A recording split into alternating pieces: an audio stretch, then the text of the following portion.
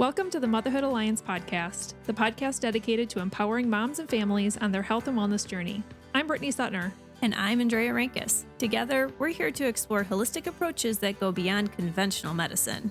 Each week, we dive into topics that matter most to you, everything from nutrition and mental health to alternative therapies and natural living. We'll bring you the expert interviews, insightful discussions, and practical tips to make motherhood a little easier and help your family thrive. Please keep in mind that this podcast is for informational and educational purposes only and is not intended to replace the advice, diagnosis, or treatment plans you have with your personal healthcare team. Please have a conversation with your trusted healthcare provider prior to making any changes or implementing any strategies or advice you learn from this podcast. Whether you're a new mom navigating the early stages of parenthood or a seasoned pro looking for new ways to support your family's well-being, you're in the right place. Here at the Motherhood Alliance podcast, we challenge the status quo, ask the tough questions, and offer a supportive community for moms who want to make an informed, holistic choice. Thank you for joining us on this journey. Let's get started.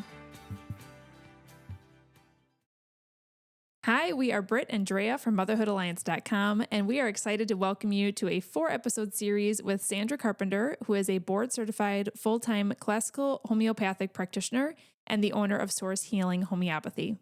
So years ago, Sandy was introduced to homeopathy as she was searching for a more holistic approach to help her 2 sons.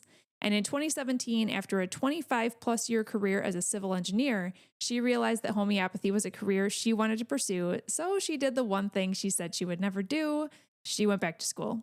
In the spring of 2021, she completed her 4-year professional homeopathic practitioner training. And that same year, she ended her engineering career and focused on her homeopathy practice full-time. Sandy knows without a doubt that homeopathy saved her family from a life dependent on medications. Her favorite quote is from Charles Rappel, who wrote, "Take the I out of illness, add we, and you have wellness." I love that. She believes strongly in working in partnership with her clients as they take control of their overall wellness and vitality, and she works with clients as young as infants all the way to elderly and everyone in between. She also has a personal interest in working with emergency first responders like law enforcement, fire dispatchers, veterans, and their families. Sandy lives in Appleton, Wisconsin with her husband Ryan and their 2 dogs, Lily and Maddox. And for this series, we recommend listening to it in order, as Sandy provides insight into what homeopathy is and how it works in episode 1, then everything you need to know about homeopathic remedies in episode 2, using homeopathy in everyday life in episode 3, and then finally raising kids with a homeopathic approach in episode 4. So the episodes do kind of build upon each other. We loved learning from Sandy, and we know that you will too. So let's dive into today's conversation. Hey, welcome back to our episode number 4 that we have with Sandy from Source Healing Homeopathy. We're so excited to have you back here. Thank you. This one, we're going to have a really interesting conversation, I think. We're going to be talking about raising kids with a homeopathic approach. So I think that maybe what if we just start off with talking about homeopathic treatments that we can use for infants or for babies, or, what kinds of things you have to say about that, or what can moms know about, being proactive for their kids? Well, I think first and foremost, whether you are going to want to help your family on your own, try and figure out a remedy to give your family in the moment on your own, or reach out to a homeopath for help. I think it's so important for people to have a home remedy kit, because, you mentioned earlier when we were talking about what do we want in our medicine cabinet, you need to have the things available to you in the moment.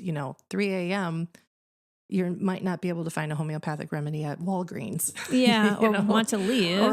Yeah. Right. So you want to shuffle down to your bathroom. So I really encourage anyone who is interested to invest in getting a homeopathic kit, which we have talked about different sources, and those are going to be in the show notes, but you can get kits directly from me. You can order some kits online, but I can't stress the importance of that enough, because there's nothing more frustrating and feeling helpless, especially as a mom, when you want to help your kid and you don't have the thing. Right. Or you don't want to use, Tylenol necessarily or whatever. So when you have like your home kits, for example, you have, I assume you don't just hand it off and say, here you go. You probably just say, you probably have some things in there that might explain the different remedies, or you maybe have a conversation with somebody. Yeah, like does it come with a manual? Yeah. The kits don't come with a manual. I'm not going to order someone a kit without understanding, have you ever used homeopathy before, to be able to provide them some guidance. I do provide people reference material. Like there's some really good books available that you can find in the local bookstore. You can even find on Amazon. That is a really wonderful place for people to start to learn about the different remedies and in what situations would you use particular remedies. The one I like a lot is called The Best Family Homeopathy Acute Care Manual, and it's by Kate Birch. She's a certified classical homeopath. There's another one called The Complete Homeopathy Guide by Miranda Castro. That's a really popular one. Okay, we'll link to those in the show notes too. Yeah, those two are really, really, really great if someone is interested in wanting to have something on hand at home and learn how to be able to help their family in the moments in acute care situations. That's Well, awesome. Perfect. Well, so I think we're diving right in at a perfect spot because many parents, especially, I mean, really, it doesn't matter how old your kids are, but I think if you're talking about ones who have not yet had kids or are currently pregnant, and this is just like a journey they're stepping into, right? And it can be overwhelming. And it's like, oh, am I going to have the kid that makes multiple ER visits, like broken bones jumping off to things they shouldn't be? But even without that, there's so many, kids get fevers and kids get all these different things as they're growing up. So how can one become an expert within their own home? So you gave those 2 books, but like, what are some other recommendations that you have on really helping a parent become comfortable with homeopathy? Well, one of the first things is also to be aware of the homeopaths in your community. Oh, good call. Yeah. We recently were very fortunate here in Northeast Wisconsin. There are 8 classical homeopaths, and we just recently created the Great Lakes Homeopathy Collective. And the goal is to educate the public about homeopathy, empower people to be able to turn to homeopathy, understand what it is, and use it for themselves in their home. We recently just had our inaugural conference, which was in May. It was an all-day event. We had sponsors. We had 8 different breakouts, conference topics. We had a breakout session. It was fantastic. And the feedback we received was amazing about how valuable the information was and how empowered people felt leaving that event. So we are planning another event, likely won't be until February of 2025. But I would encourage anybody who would like to be notified of this information to, reach out to me, and I can put you on our notification list because we're going to start planning for that this fall. So that would be the first and foremost, because a lot of times also homeopaths will give workshops. We'll have our own independent little classes that will teach people so they can feel empowered doing this on their own. Yeah, that's incredible. Maybe I see a course in Sandy's future. Yes. That might be all in good time, right? Right. No, that's incredible. I love that, number one, there's so many homeopaths in our area, which is part of the reason of Motherhood Alliance, right? Like we want to bring these resources that are local to you and bring them forefront and make them easier to find, because many people wouldn't even know that. Some people don't even know what homeopath is. Right. Well, they go straight to Google, and there's people that can help answer a lot of your questions and save you a lot of time. So for someone who's not in Northeast Wisconsin, is there a certain website that they can go to like search for homeopath within their region? Like, is there a certifying board? There's 2 different places where I would encourage people to go. So the National Center for Homeopathy, they are the national organization in the United States for all things homeopathy. I really would encourage people to go to their website. They also offer free like tutorial graphics that are free to the public. You can get all sorts of information from their website. They also have a database. So you can search for a homeopath if they're listed, if they're affiliated with the National Center of Homeopathy in your state. So that would be one location. The other location is the Council for Homeopathic Certification. So that's the agency in which we get our certification boards through. They will also have a list of certified classical homeopaths and where they are located. Is there a benefit to meeting with a homeopath in person? Or I know people can meet with you virtually, but is that the same level of care, or is there a benefit to finding one in your community? It's the same level of care. It just depends upon, is someone close to you? Or do you want to meet in person? And how do you feel that you are kind of connecting well with that homeopath? I would encourage anybody interested in working with a homeopath to schedule a lot of homeopaths. We have like free informational phone calls. Like I offer a 30-minute free video call, and anybody who is new to homeopathy or just interested and has questions can schedule a free appointment with me, and we meet and I can answer all of their questions and explain, what care looks like. And most homeopaths will offer that. So I encourage anybody new to take advantage of that and make sure that you feel comfortable with the person that you're talking with, because as we've talked about, you're going to get asked a lot of questions. A lot of deep questions. Better be ready to answer them. Yep. Awesome. Well, let's dive into actually talking about those kiddos, starting with infants. Now, if you guys have not listened to the prior 3 episodes in this series, make sure that you do, because there are some nuggets you're not going to want to miss in those episodes. And I know we touched on this briefly, but can you share, can homeopathic treatments be used on infants? Homeopathic remedies absolutely can be used on infants because they're safe, they're non-toxic, they're gentle. There's different ways that you can have infants take the remedies. We can dilute them in water.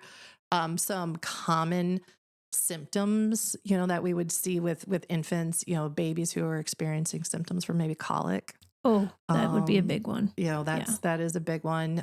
Constipation? Constipation is another big one, for baby, or diarrhea, those types of symptoms. Those are some real common infant stage, types of situations. Sleep, when the sleep is, infants don't normally sleep very well to begin with, but there are some infants that their sleep pattern is way out of whack, so a lot of times remedies can help with that as well too. How about fevers? Fevers. Yep. Fevers are usually something though that is in addition to something else, right? And not all fevers need to be addressed. It's just a matter of, okay, what are the symptoms of the fever and how is it impacting the baby and how is it impacting the child? Fevers are the body's friend. Yeah.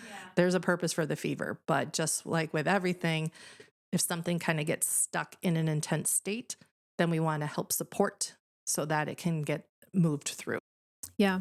Now, I know that each person is different. And so when someone is going through something, they really should look at the symptoms in depth and probably even talk to you. But in general, for like if a kiddo is coming down with a cold or a fever, either one of those, and these would be different remedies, do you have any specific remedies that you would recommend? Like, what are the most common ones that people can start with if a kiddo is getting sick?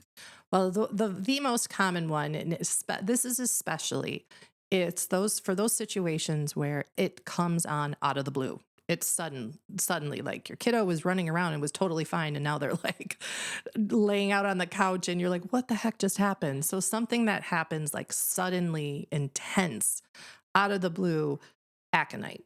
So, and that could even be with like an injury that is sudden, like aconite. Aconite is for those states that just seem to come out of the blue.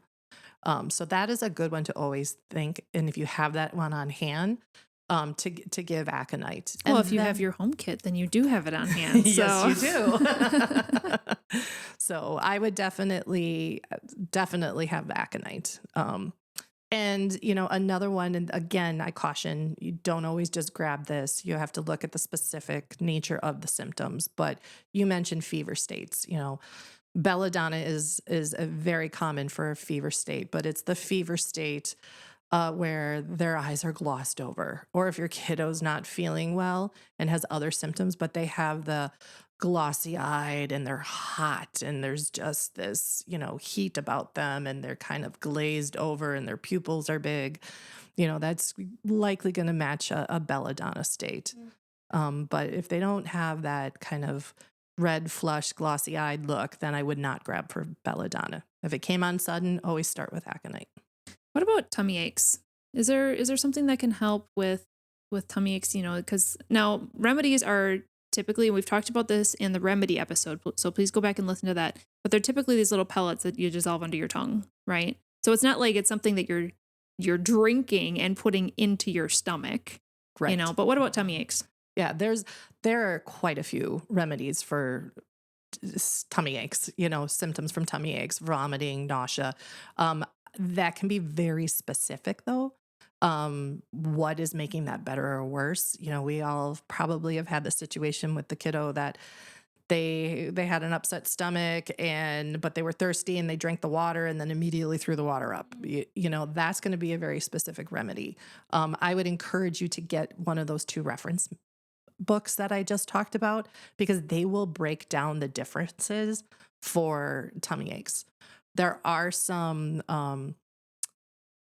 combination products that are called cell salts that are kind of homeopathic. That Highlands brand, I think, was a brand that was talked about, that are for indigestion. If someone just wants to have something on hand, that could be a go-to, but I would really recommend get one of those reference books, because they both do a beautiful job of kind of breaking down the specifics so you know which remedy to grab. Yeah. I have a question. With the remedies, are there expiration dates?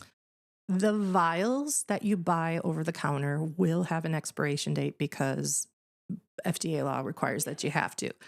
If a remedy is properly stored, and by that I mean it's stored away from direct sunlight or heat, very fragrant products, just kind of in a cabinet somewhere, they don't expire. What about scrapes and bruises? Yes, there's some really great remedies. Calendula is a great remedy for whenever there's like a skin wound. There is a homeopathic tincture of calendula. So it's close to the mother tincture, like what we talked about in the episode about how remedies are made. But it's made homeopathically, that I recommend to everybody to have in your home. I think we have gone through gallons of that in my own family. It's a wonderful tincture that you just put right on, scrapes and wounds and things like that. Common remedies for like bee stings or bites or things like that could be apis or ledum. Those are 2 really, really common remedies for those types of situations. And those are a tincture? No, the apis and the ledum are going to be more the remedy. Okay. Calendula, there is a remedy pellet made calendula, but you can also get a tincture. I have the tincture at my office that I get from the pharmacy, but I really like to use that for like the scrapes and the scrapes and road rashy type of thing. Yeah. First. It makes sense, because if you have it, it seems like you want to put something on it, But yeah, it's just really interesting. If I was going on a hike with lots of rocks to climb on with my kids, do you have kits? I'm assuming there's kits you can buy, but do you have any in your office that people could buy for like travel or adventure kits? Things that are where you don't need your whole home kit, but you're like, we are probably going to need something on this little adventure we're going to go on. Yep. Yeah. We definitely have some travel kits, or can have some travel kits made up. Specifically, I had a friend who they were going on a cruise. So the travel kit I made up for them had a little bit more of the remedies that you may need if you happen to have symptoms from seasickness, in addition to some other type of remedies that would be supportive, especially, if like arnica is a great one to have. Someone falls down, bumps their head, or, some sort of blunt injury. Arnica is a great one to have on hand no matter what. Mm-hmm. Well, that's a really good point that you just made too, is that working with a homeopath, the benefit is that you can have a custom kit created for whatever circumstance or adventure you're going to go on. So that's a really good thing to mention. Let's fast forward in age a little bit and talk about puberty. So this is a big change in hormones, emotions, growth. How can you support puberty? Oh, homeopathy supports kids going through those major, major milestones beautifully. And I saw that firsthand with my own kids. It just, all of the changes that are happening, mental, emotional, physical, the fast and furious physical changes that are happening, even with young girls as they get their period and they start going through that whole part of their life, homeopathic care on a constitutional level provides them the support as they're going through those rapid changes, in addition to supporting them on that mental emotional, because there's a lot of mental emotional symptoms that can be expressed during that time, especially, in the realm of symptoms from anxiety and depression and, the social anxieties that could come out with some people, and if we talk about the skin, then there's, acne that a lot of kids deal with, and the mental emotional impact of having the acne, so constitutional care for kids in that time of their lives is beautifully supportive. Well, I'm glad I'm learning that before my kids are hitting that age, because it's a little scary. It's a really hard time of life to go through. It is. It certainly is.